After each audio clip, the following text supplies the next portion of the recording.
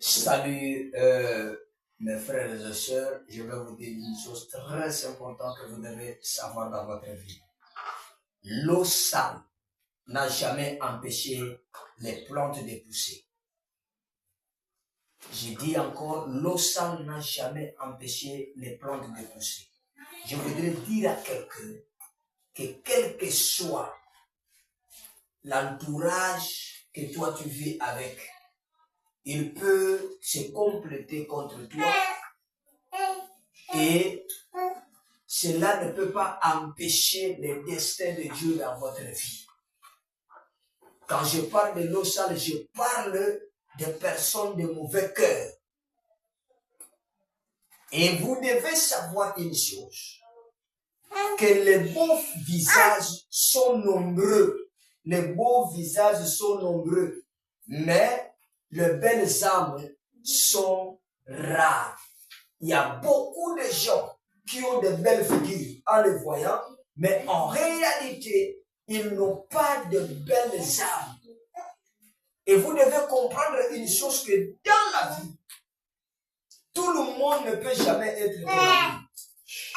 Car les bons amis sont rares. Vous devez savoir une chose comme ça. Il y a des gens qui sont là devant toi, ils utilisent seulement les crayons. Mais ils n'utilisent pas le gomme qui est dans les crayons. Cela veut dire quoi?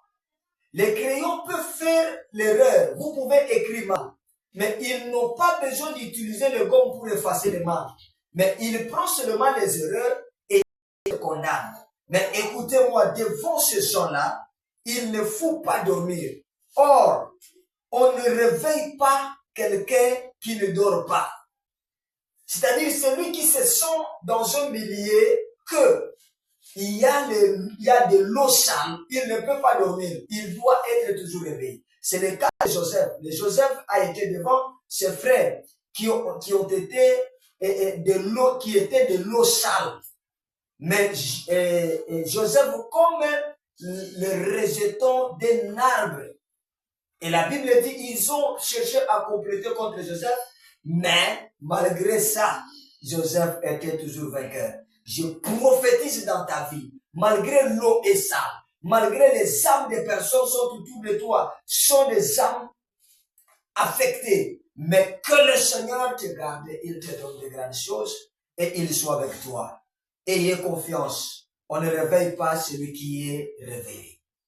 On ne réveille pas celui qui ne dort pas. Que le Seigneur vous bénisse.